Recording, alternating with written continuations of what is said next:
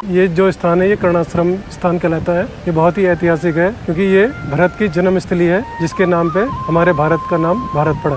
और इसके बारे में ये कहानी प्रसिद्ध है कि यहाँ पर बहुत पहले विश्वामित्र जी ने बहुत कड़ी तपस्या की थी और उन्होंने इतनी घोर तपस्या करी कि इंद्रदेव ने सोचा कि कहीं अगर इन्होंने इतनी तपस्या कर ली कि ये हो सकता है कि मुझे राजा के पद से हटा दे। तो उन्होंने क्या करा, इंद्रदेव ने मेनका को यहाँ पे भेजा और मेनका ने उनकी तपस्या को भंग किया और उनसे विवाह कर दिया विश्वामित्र जी से। विवाह के बाद उनको एक पुत्री का जन्म हुआ जिसका नाम शकुंतला था। तो शकुंतला भी कैसे पड़ा, जब जन्म हुआ मेनका तो अपने स्वर्ग चली गई तो शकुंतला को छोड़ के। अब उसकी देखभाल जंगली जानवर पशु पक्षी थे उन्होंने करी, जिनको शंकु कहते हैं। जो जंगली जानवर पशु पक्षी होते हैं उनको शंकु कहते हैं। तो उन्होंने देखभाल करी। तो एक दिन कर्ण ऋषि इधर घूम रहे थे जंगल में, तो उन्होंने उसको शंकुओं से घिरा देखा, तो वो उसको अपने यहाँ आश्रम में लेके आ गए और उन्होंने पालन पोषण किया उसका, शकुंतला का। और शकुंतला को पशु पक्षियों से बहुत लगाव था। तो ऐसे ही धीरे धीरे वो जवान हुई और एक बार हस्तिनापुर के राजा दुष्यंत यहाँ पर अपना शिकार खेलने आए। और जब शिकार खेलने आए तो उन्होंने मतलब यहाँ पर शकुंतला को देखा और उस समय यहाँ पे आश्रम में कर्ण ऋषि नहीं थे। वो उससे काफी प्रभावित हुए और उसको अपनी शादी का न्योता दिया और उससे गंधर्व विवाह किया। जाते हुए वो शकुंतला के एक अंगूठी दे गए थे।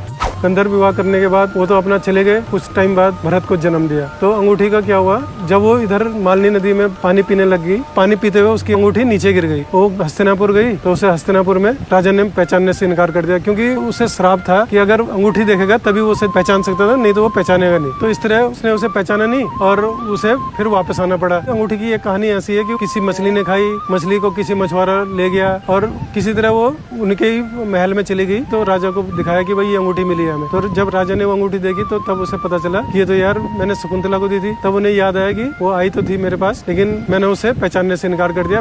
तो जो भरत था वो इतना साहसी पराक्रमी था कि वो हाथी, बाघ, चीते जो भी थे वो सबसे खेलता रहता था। वो डरता नहीं था और यहाँ तक कि वो बाघ के दांत तक गिन लेता था। जो भी देखता था उसे तो सब सोचते थे कि ये इतना साहसी पराक्रमी है। और जब दुष्यंत ने भी एक बार इधर शिकार करने आया उसके बाद, तो उन्होंने भी देखा कि ये इतना पराक्रमी कैसे हो सकता है। तो जब लास्ट में याद आई कि मेरी अंगूठी वही लेके आई थी, तब उन्हें लगा कि ये मतलब इतना पराक्रमी कैसा है, क्योंकि दुष्यंत भी बहुत पराक्रमी थे। तो ऐसे ही भरत भी बहुत पराक्रमी हुए। ये कहानी है भरत और शकुंतला की।